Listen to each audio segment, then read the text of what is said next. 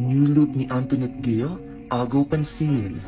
Hindi napigilan ng maraming netizens ang mabighani sa bagong look ngayon ng controversial vlogger na si Antoinette Gale. Matatandaan na inulan at pinutakte ng mga pangbabatikos noon ang mga nangyaring transformation sa pisikal na kaanyuan ng vlogger.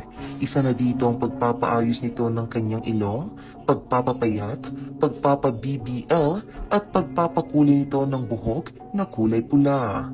Ilan lamang ito sa mga transformation na ginawa ni Antoinette sa kanyang sarili na labis inulan ng samot-saring opinyon at ang karamihan nga rito ay mga pangbabatikos. Gayunpaman, nanatiling matatag naman si Antoinette dahil naniniwala siyang karapatan niya kung anong gusto niyang ipa-transform o ipaayos sa kanyang katawan. Hindi rin umano importante sa kanya ang sasabihin ng ibang tao. Samantala, ngayon nga ay agaw atensyon sa social media ang new look ni Antoinette, partikular na ang new hair nito. Kahapon, kasabay ng pagdiriwang ng Araw ng Mga Puso, proud na ibinahagi ni Antoinette Gale sa kanyang Facebook page ang new look nito dahil sa pagpapabago nito ng kulay ng kanyang buhok. Kung noon nga ay kulay brown ang buhok nito, ngayon ay proud na finlex ni Antoinette ang kanyang color black hair.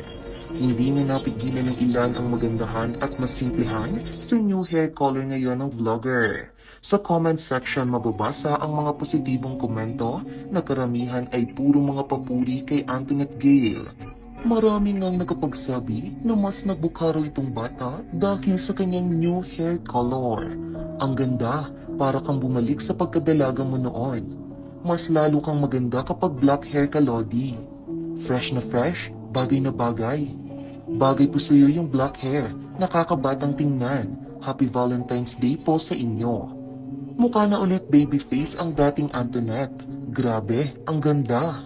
Samantala, kasabay ng new look ni Antoinette, marami rin ang napasana all sa naging Valentine's Day surprise gift ni Wamos Cruz na kung saan binigyan nito si Antoinette ng bouquet of money na nagkakahalagang 200,000 pesos. Ani Wamos, deserve umano ni Antoinette na makatanggap ng ganitong klaseng regalo dahil sa pag-aalaga at pagmamahal na binibigay nito sa kanilang anak na si Baby Mitchell at maging sa kanya rin.